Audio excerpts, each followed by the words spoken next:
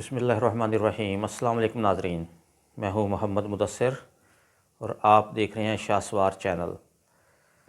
ناظرین، آج ہم بات کریں گے ویتنام کی۔ ویتنام میں کمیونسٹ پارٹی کی حکومت ہے اور 2016 سے کمیونسٹ پارٹی نے کرپشن کے خلاف ایک بہت منظم مہم کا آغاز کیا ہوا ہے، جس کے نتیجے میں اب تک دو جو ان کے صدور ہیں اور 2 نائب وزراء اعظم وہ اپنے عہدوں سے فارغ ہو چکے ہیں اور متعدد جو سرکاری اہلکار ہیں ان کو سزائیں سنائی گئی ہیں۔ اور اب ایک بہت بڑا سکینڈل سامنے آیا ہے ویتنام کی تاریخ کا۔ سب سے بڑا بینک فراڈ 44 ارب ڈالر کا یہ فراڈ ہے، جس میں ٹرانگ مائی لان جو امیر ترین خاتون ہیں، کاروباری شخصیت ہیں ویتنام کی، ان کو سزائے موت سنائی گئی ہے اور 27 ارب ڈالر ان سے واپس کرنے کو کہا گیا ہے۔ پچھلے 11 سالوں میں ٹرانگ مائی لان نے سائیگون کمرشل بینک سے 44 ارب ڈالر کا قرضہ حاصل کیا، اور اس کے ہم پس منظر میں دیکھتے ہیں تو ٹرانگ مائی لان نے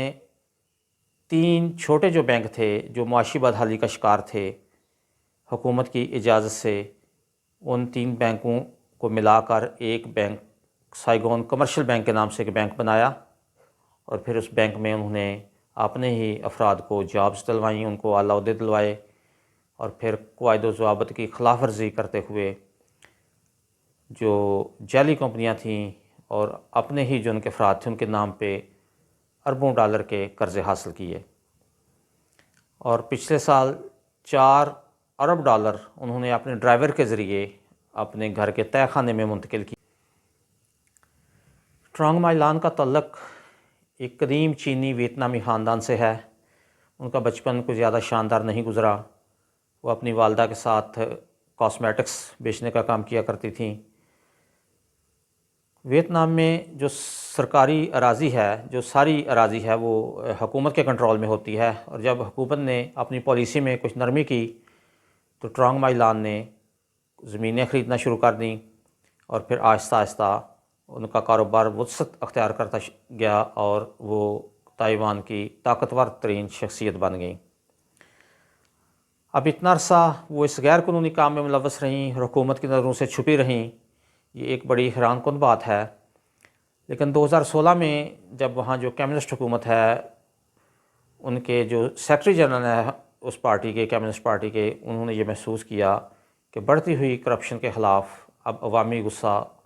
بہت زیادہ ہو چکا ہے اور یہ پارٹی کے اقتدار کے لیے خطرہ ثابت ہوگا۔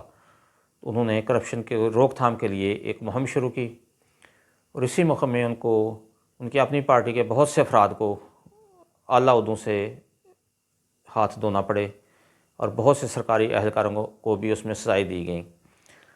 لیکن یہ جو فراڈ ہے، یہ دنیا کے بڑے بینکس فراڈ میں سے ایک فراڈ ہے، اور اس میں جو سزائے موت رکھی گئی ہے اس کے لیے ماہرین کہہ رہے ہیں کہ بنیادی طور پر ٹرانگ مائی لان کو دباؤ میں لانے کے لیے کہ وہ 27 ارب ڈالر واپس کر دیں، اس لیے سزائے موت کا ساتھ اضافہ کیا گیا ہے۔ اب ٹرانگ مائی لان 27 ارب ڈالر واپس کر پاتی ہیں یا نہیں، ان کی سزائے موت پر عمل ہوتا ہے یا نہیں، اس بات کے باوجود پوری دنیا میں جو کرپشن کے معاملات ہیں ان پہ قوانین سخت کیے جا رہے ہیں،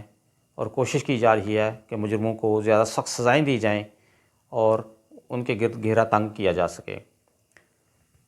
تو ناظرین، مملکت خدا داد پاکستان میں بھی ضرورت ثمر کی ہے کہ یہاں پہ بھی جو کرپشن کے کیسز ہیں ان کے حوالے سے ایسی جامع پالیسی اختیار کی جائے کہ جو ملزمان ہیں وہ ان سے نکل نہ سکیں، اور ان کو عدالتوں سے سخت اور جلد سے جلد سزائیں سنائی جا سکیں۔ یہاں پہ دیکھنے میں یہ آیا ہے کہ ملزمان عوام کا خون پسینے سے کمایا ہوا پیسہ، ان کے ٹیکس کا پیسہ لوٹ کر ملک سے باہر بینکوں میں منتقل کر دیتے ہیں، اور